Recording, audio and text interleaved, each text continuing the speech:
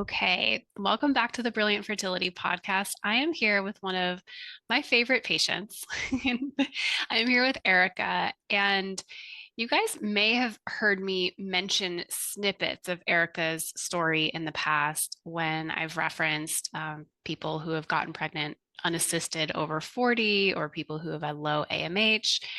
And it's really amazing to have Erika here with us today so that she can actually tell her story. And for those of you who are out there who are over 40, who have low AMH, having some hope and inspiration of seeing what might be possible.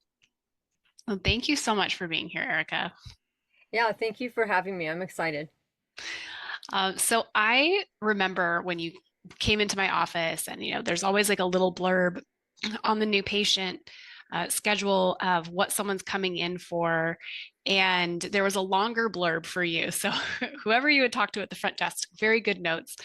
But it was like, 43 years old, history of recurrent pregnancy losses, doesn't even know if she should be thinking about fertility, but she's here for fertility. And when we actually got to sit down and talk about what you had been through, I could sense for myself, and I would love to hear in your own words now that you're a couple years out of that, uh, I could sense there was a lot of fear. And because you had already had experiences with pregnancy loss and maybe like judgment from society and people who are wondering, like, what are you doing? Why are you trying to do this now in your 40s? So, do you remember that first interaction that we had? Gosh, I think it would have been like 3 years ago Yeah. at this point. Yeah, I do remember that because at that point, so I think that was in February of 2022. Like, I don't know how I remembered that, but I also remember talking excessively to the front desk person. So so yeah, I remember coming in, and at that point I had had um three pregnancy losses, and so in 2019, 2020, and then 2021. And the one in 2021 was really hard for me because I I was a little later on, and so that I was just very fearful. That's really what it was. I was surprised because in my 20s I got pregnant very easily, and this was different for me, and so I was like, what am I doing? And yeah, there was a lot of judgment around, so I didn't really tell a lot of people, frankly, that what I Yeah. was doing because there was a lot of judgment. There was a lot of people who thought I was crazy. They thought you're too old, your kid's going to be messed up. Um, you might die. I mean, there was just craziness. And so I had been to a fertility doctor at that point. I had been on Clomid. I had been on progesterone. Um, I hadn't had any of my numbers done, like my AMH. I did that with you. So when somebody had said to me, I started going to like this soaking place, and there was a naturopath there, and I told her my situation. I was like doing vaginal steams because I had read that that might help. And so I was just really doing everything I could. And she's like, go to Dr. Katie Rose. And so when I came to you, I was really feeling pretty desperate and confused and scared. Yeah. Yeah. And I remember that because those emotions are palpable. And if we haven't had the resourcing and honestly the people to talk about that with when we're feeling isolated, it just furthers that vicious cycle of like hanging on to a lot that is rationally where our mind goes, but may not actually be serving our body and the desire to get pregnant either. So one of the things I remember the most is you kind of rattled them off like on your fingers, like the what if I die? What if this kid is messed up? What if I don't have enough money? What if I'm too overweight? What if at that moment you actually hadn't married your now husband yet, and so you're like, what if I'm not actually supposed to be in this relationship? Like it was just like all the things Yeah. all at once and all big. And to know where you are now and to have truly witnessed such a transformation and such personal power that you have brought back to yourself to manifest this life is really incredible. So Can you just tell us a little bit about where things are now before we kind of go through the journey? Yeah, totally. I'm like kind of getting a little teary-eyed because I'm thinking back on that time in my life and it was just really sad and scary and lonely. So that was a real thing. And so, yeah, the journey has been intense. I think a lot of it was like a shedding, like of this letting go of everything, really, of just everything that I thought that I knew and everything and being trying to be really open to other ideas. Can you ask me the question again? Because I got a little distracted with my tears. Really normal, I think, when we are in the midst of it. And this is true of most people. Like when you're in the middle of your own journey, you don't necessarily have appreciation for how far you've come. And when you do actually get the opportunity to look back and be like, wow, Yeah. it's actually a lot. Um, so my question for you was if you could describe a little bit about where you are now, like what is present in your life now, and then we can talk more about the journey of it to get there. Okay, that's why the tears happen because where I am now is somewhere I didn't even think that I would ever be. Like I started a new career in the midst of all of this journey. I started a new career that gave me a bit of financial security. I'm married. I have this baby now. I'm probably in the best shape of my life, and I'm going to be 48 this year. It's basically somewhere that I didn't imagine that I would be. And I actually have this really like feeling of contentness. I'm not saying like everything's perfect in my life. Like I still have things happen and, disappointments and struggles, but it's just so different now because what where I went from 2022 to here has also brought me, not only did all of these like gifts and blessings happen in my life, but the biggest one has been being more content with myself. And in doing that, I've been able to, I guess, manifest these things in my life that have brought more ease. So I think that's I'm so grateful that I get to wake up every morning and I just count my blessings, every day. Yeah. Well, I definitely was not doing that. 3 years ago, I was definitely counting all of the potential pitfalls and like what wasn't happening. Yes, all the things that are going wrong, all the things that need to be fixed, everything that is lacking within us. For some reason, our brains are really good at that. Yeah. Well, and I think society too, like it's really like going against the norm of like what we hear in society, like going to a fertility doctor and having him tell me like, well, yeah, you can try this without IVF, but you're basically he really didn't think it was ever going to work. And so I don't know. So it's just really going against that and just believing that, well, it has happened for someone, and so then maybe it could happen for me. And I think you really helped me with that also, but I just think that all the time now. Well, someone's done this before, so like someone else can too, right?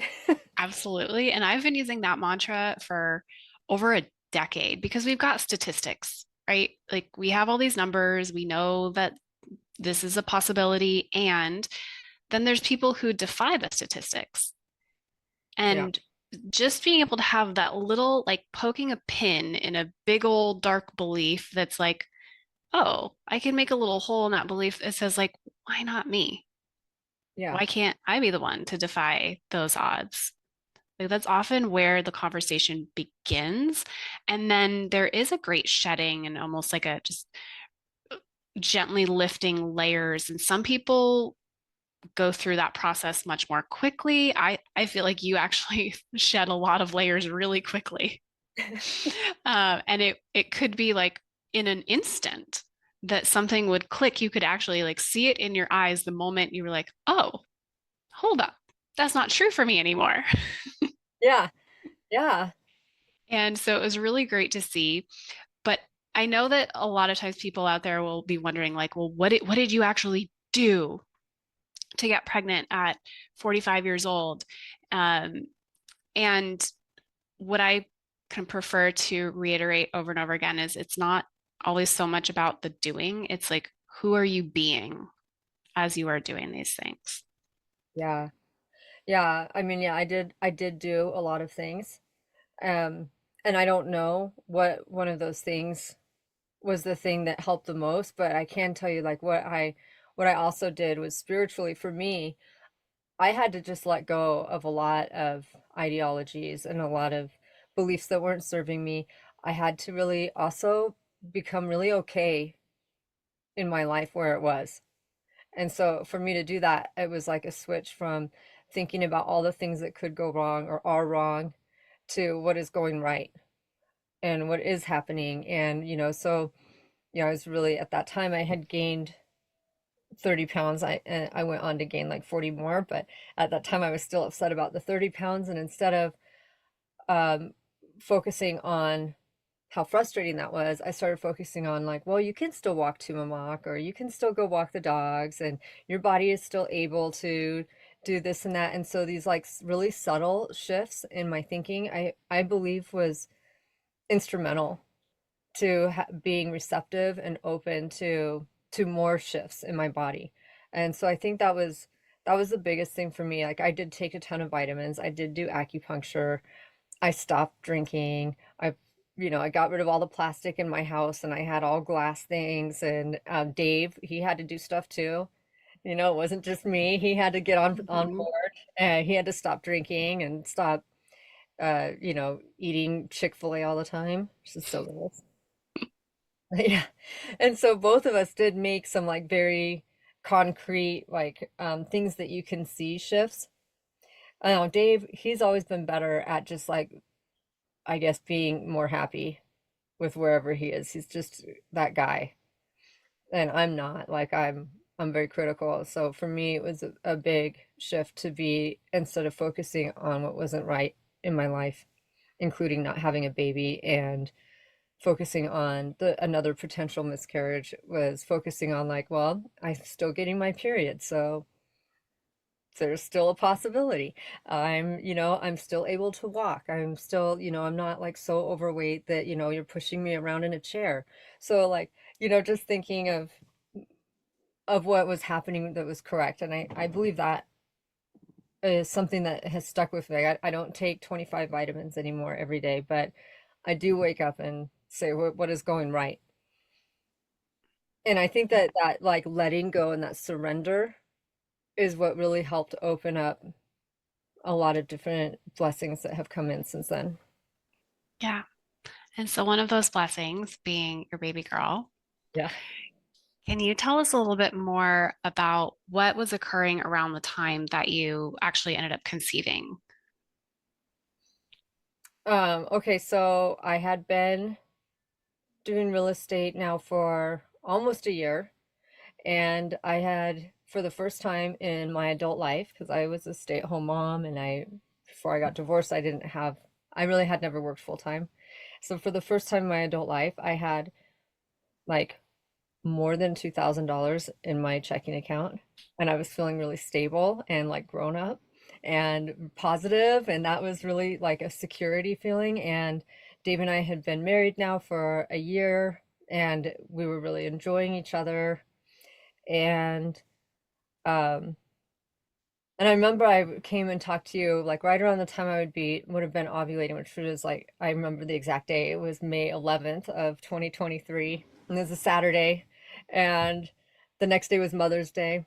And I was thinking, I think I was talking to you and just saying, I'm just not going to get pregnant until I get into the best shape of my life. And I just can't do it because of, all the reasons. At that time, I just really couldn't. I was just focusing on other stuff, and it was hard for me to get there.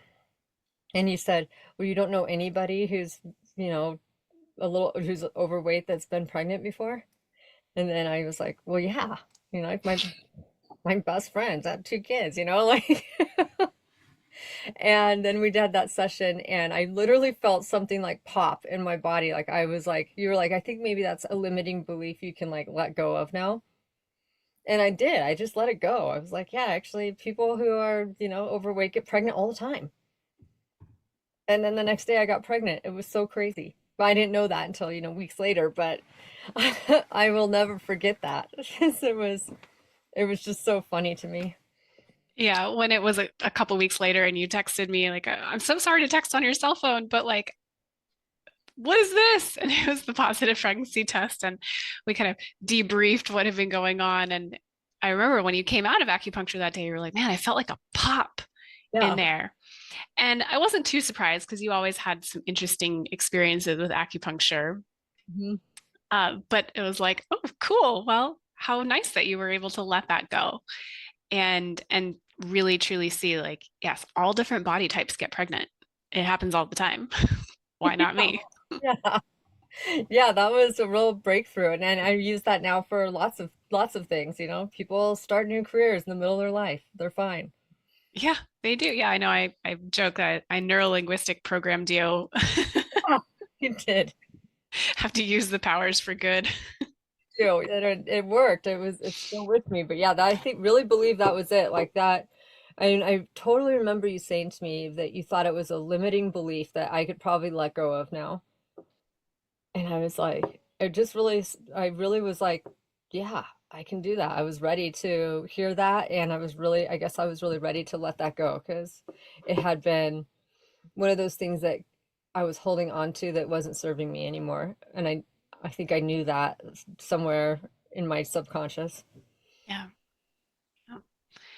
I do want to eventually talk about what your experience was like with this pregnancy, having had previous losses, and what tools and resources you used to go through that. But before we do, I do want to talk about some of the experiences you had with acupuncture because um, I don't know if it's just the way I work or if everyone has these experiences with acupuncture, but it seems like people in my world tend to have like very interesting spiritual experiences when they are in that state of having the needles in and you get into that like nice floaty place where you have, I don't know, access to your subconscious and beyond. Do you recall some of those experiences that you had during acupuncture? I can remember like almost seeing a baby's face like come to me. I mean, I had so many weird experiences. I had experiences where I would just feel I don't know, just things letting go, things leaving me, and I wasn't even really sure what it was, but I would just feel like there was this letting go, and then I can also remember like seeing different visions. It was so weird sometimes, or yeah, I think that was probably the most thing I remember. Was Um, like actually seeing stuff. And I had not done a lot of acupuncture before that, and but I do remember the two times I had done it before it, I literally wanted to like rip the needles out of me and leave. Interesting. Like maybe you just weren't ready, or Yeah, and it was gosh, just who knows? I wasn't trying to get pregnant at those times. I was like doing it for different like injuries, and one time was because I was trying to get pregnant, and I felt like it was doing the opposite.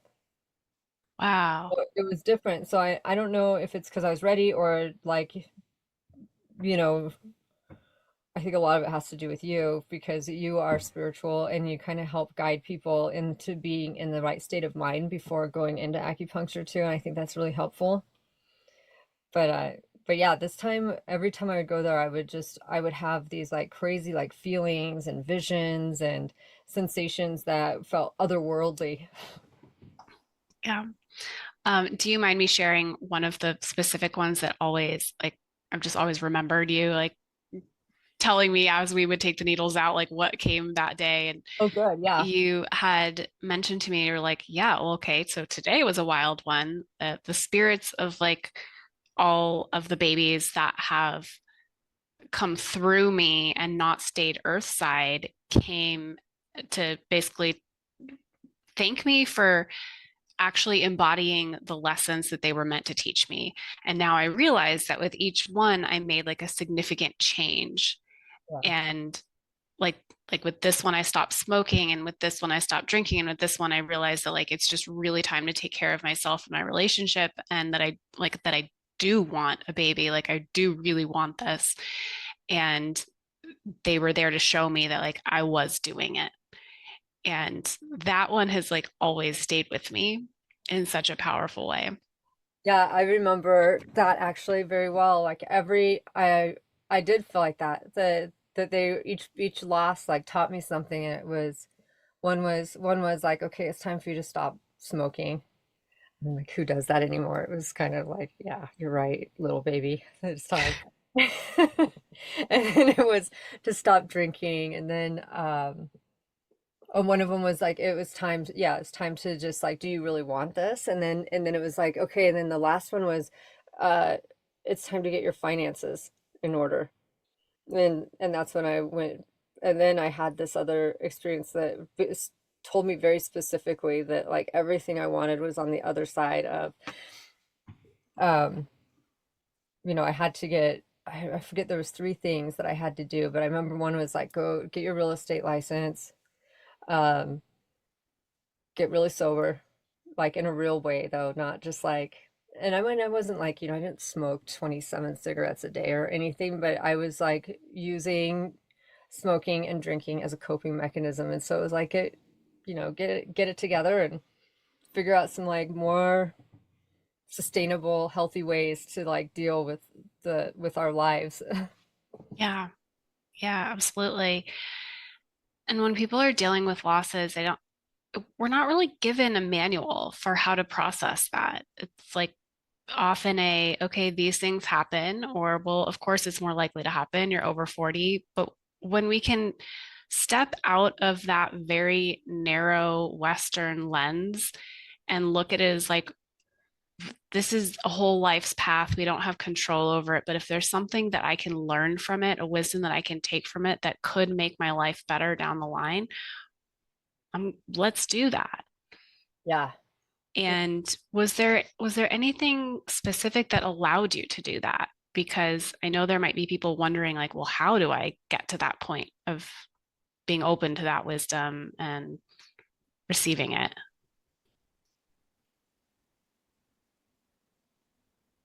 I think that like having a pregnancy loss is so sad. It's so devastating. And in a way, and bringing a life into this world there is always a spiritual aspect to it. And so why wouldn't there be when we lose something too? And um and I do think that there's a lesson that we can always be learning in whatever loss we have in our lives, and for I had to believe it was something else. I really felt it inside of me, but also it's too sad to just let it just be tragedy. There's always, and I've always believed that something good can come out of, the mud. Yeah. So when you did get pregnant and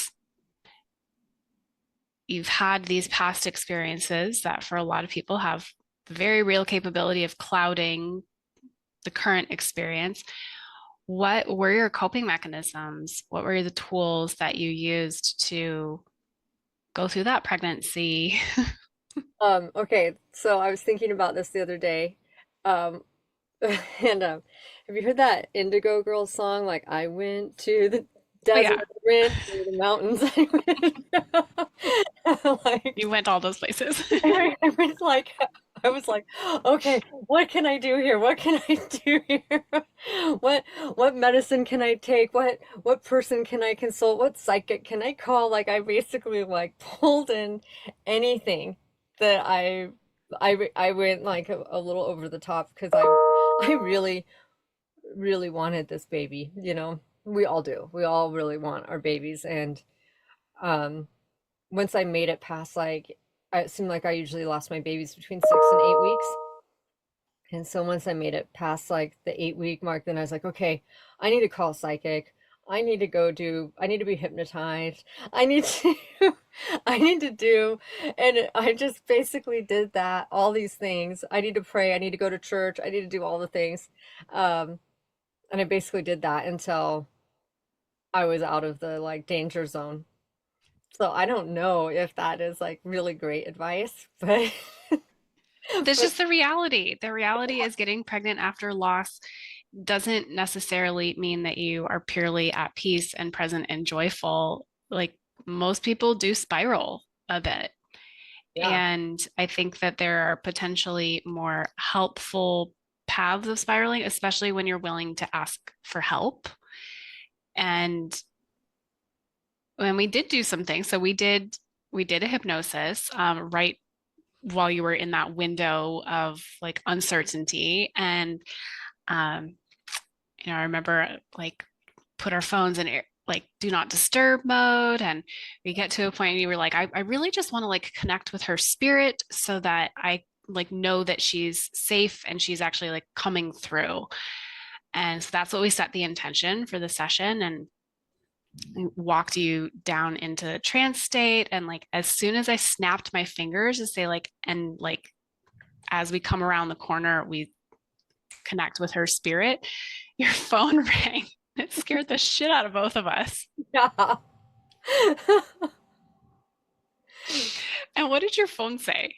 It said spirit because there was a realtor in town that wanted to like go look at one of my listings, and his name is Spirit.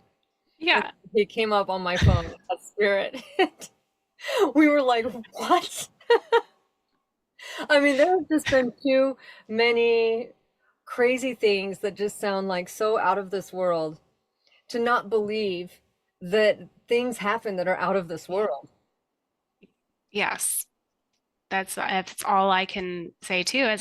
As a person who was raised in science and like literally immersed in science for the most of my education, like I really did not embrace this woo woo side of things, which I don't even like the term woo woo for it, because it's like this is just a reality of like there are miracles that happen. There are ways of communicating with the spirit realm that like I don't know that science will ever be able to document or measure, but this is the truth that we have lived and witnessed. Yeah, I mean, there's no denying it. And I think that, and I guess that's why also taking it back to like, how do you connect with those losses of your babies, you know, that potential babies, how do you connect with those is this belief that I can't I can't deny it anymore. There's been too many things over the last 3 years that have happened that don't make any like scientific sense. And so, and also it's just kind of more fun too. That's true. It's really true. It's just more fun. Like we can just keep saying, "Oh, well, this is just because, I have old eggs and this and that." Okay, that might be what happened. And also, it might be teaching me something that I could do to be a happier, healthier, better person. Yeah. Even if it's like, even if I never got pregnant with Sylvie, I have been able to connect with other women about pregnancy loss in a way that I never could before. And like be there, and I've been helpful, I think. Um, Having someone who's been through it many, 3 times. And I had a loss in between my first two kids in my 20s where I had a stillborn. And so like these things, I feel like I even if I never had Sylvie, I would still use this as an opportunity to connect with women because we need to connect with each other. We do. That's something that's lacking in our world Yeah, so much right now. you don't have to go through it alone, and you don't have to blame yourself, and you don't have to sometimes things happen for other reasons. Yeah. That's a very important piece of wisdom that I hope everyone can take with them Yeah. from this. Is there any advice that you would have now for, let's say, like your 43, 44, 45-year-old self? Um, I probably would have just told myself to chill out a little bit. It was a little bit, like I said, I was like that Indigo Girls song, but like not in the best way, a little desperate way. But I don't know, like that's just part of the journey. I don't know if there really is anything. It's just uh what I ended up telling myself is probably what I would still tell myself, which was miracles can happen. They can happen to you, and your life is still good either way. Yeah. there's still good things happening, even if it doesn't include baby Sylvie. Yeah. Oh, I'm really glad that she's here, but that's what I would have to kept telling myself, and that's probably what I would still tell myself to do. And is that what you would tell anyone else who might be listening and in that place of trying all the things and blaming themselves and Yeah, feeling isolated and desperate? yeah, I would try to just say like to have faith that things do usually end up working out the way they're supposed to, and then it can happen. And don't let like all the people, when I got so mad at my doctor, not in a mean way, but I just kind of, she goes, there's a 1 in 18 chance that your baby's going to have Down syndrome or some sort of other chromosomal disorder. And I was like, but that's a 97% chance it won't. So those are pretty good odds. I'll take those. So I think that just trying to look at things like, okay, maybe you'll have more pregnancy losses in your 40s. Um, and maybe you'll also have a totally perfectly healthy baby. I mean, Halle Berry had a baby at 48 without IVF. And it wasn't just because she's famous. We just know about it because it's famous. I think that there's other people who have had babies. I know there are because that was one of the things that I'm a bit obsessive, and I would like scour the internet for any example that I could find of women who are older than me who had perfectly healthy babies. Yes. And they're And out that's there. I approve that use of the internet because the flip side of that is the doom scrolling of looking at all of the people who have had pregnancy losses in their 40s, chromosomal abnormalities in their 40s, children who had disabilities that just makes more fear. And we don't have control over any of that. But you do have control over what you choose to digest, including, what you're putting in your body, but also the content you consume. So when you can make that shift into like, I'm going to find examples of people who have done this. Yeah. Yeah, I even went through my like because my family's historically Mormon, and so we have this like whole ancestry where I can go back really, really, really far. And so I went back through and I looked at like I can't even tell you. I must have gone back like 1,000 years. I felt like whatever they could, whatever how far back it went, which is far. Um, and it would be like 47, had a baby, and that was 150 years ago.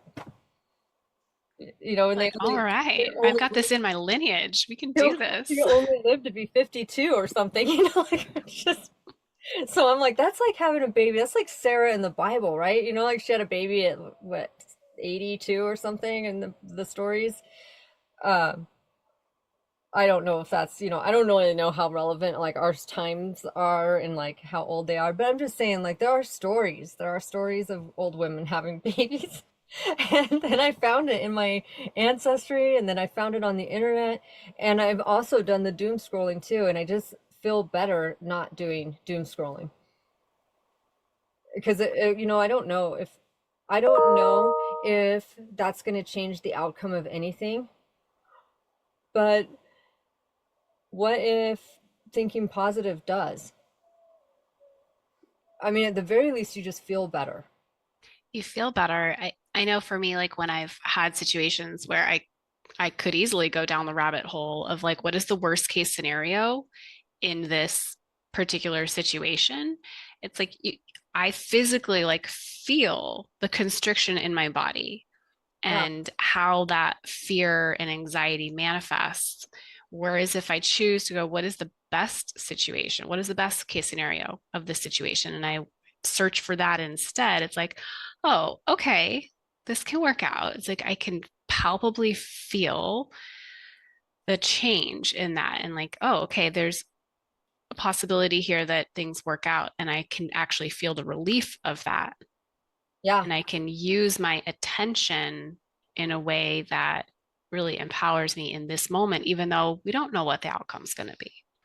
And that's another thing I'd like to say before, I don't know if you're gonna cut me off soon, so I want to say it really fast. Is that I just thought of is like during this whole time, like I was so sad.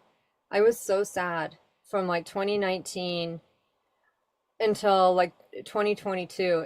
And part of like me seeking out help from you, like I was, going to the mountains and going to the doctors and doing all of the things. I also realized that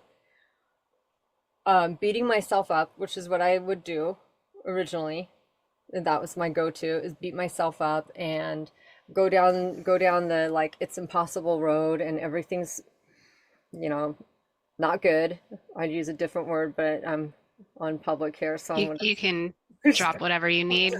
I'm just I've saying dropped it all. everything's fucked, everything's going bad. I'm getting fat, nothing's happening, and like I'm an old ballet dancer, so that was like a big deal for me. And I just stopped, and then it was like COVID and all the other things, and I was a lot of anxiety and a lot of fear, and a lot of that wasn't helping me with my relationships or with myself and with other people. And so I stopped watching news. I stopped doing anything that made me feel anxiety because I was like, I'm making myself sick, and then I was just having miscarriage after miscarriage after miscarriage. Like every year there was a miscarriage. And so I just stopped watching the news. I stopped reading all of the horrible things. If there's, I stopped, I can't even watch like horror movies, like anything that would make me feel anxious or sick or uncomfortable in that way. I just stopped. I just stopped doing it. I like if the news is on, I leave. If like somebody wants to watch a horror movie, I'm out. Like I just can't do, and I'm still that way. Like I really, really protected as much as I could what I could protect. And I knew that like even if like we're not even talking about pregnancy, we're just talking about like our hormones and our cortisol, like having that kind of anxiety and stress and fear all the time, and then couple that with also like trying to force your body to do something like have a baby and get pregnant. I just feel like they don't match. And they don't. I agree with you on that front. And I think that's why in the in the Brilliant Fertility Program, that's one of like the first things we do is kind of learn how to protect our energy. And I think that can be challenging for people who are conscious of what's happening in the world and they want there to be more good in the world. And when you become aware that like there's a lot of suffering and there's hate and there's things that are hard that we want to fix, but we don't have control over, when you are a conscious person, that can feel really challenging to say, like, I'm not going to watch the news Yeah, because it can make you feel like, well, does that mean I'm a bad person and I don't care? But it's like, we, this is this time frame when you are focusing on creating life and protecting your energy and learning how to gather tools to regulate your emotions. It's like, it is a really sacred time, yeah, and trusting that when by you doing that and creating this really safe environment where like you feel safe, your mind and your body and your spirit feel that safety, like that is often when we have those breakthrough moments, and that soul that's already been waiting to come in and watching for the right time is like, oh, okay, cool, like now I feel safe too and I can come in. yeah. And I think we can do that. And how I justify it is I try to do good things in my world, and so I can't control, like I'm not going to go to DC, I'm not going to be a lobbyist, I'm not in a space where I can actually like be boots on the ground in that way. But what I can do is be boots on the ground in like trying to spread love and care and empathy to whoever I'm around and with, and connection, like our connection with each other as like Yeah. humans. And so that's what I try to do instead. And I just like focus on that. Yeah. And that has a ripple effect because you never know who might have needed that love and empathy to have the strength to then go be boots on the ground. Exactly. So 'Cause I trusting that do. you're enough, you're doing enough, and that you don't have to consume all the horrors of the world to be on top of everything. And I'm also with you on the horror movies. I can't watch it anymore either. And it started for me in pregnancy.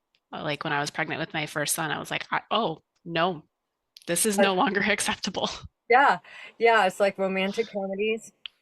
Mhm. Yep. Anything funny, any romantic comedy, anything funny, anything heartwarming, I can do that. But yeah, I just think we can change the world and our spaces without poisoning our soul.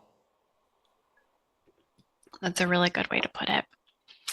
Well, Erica, thank you from the bottom of my heart for having this conversation with me today, for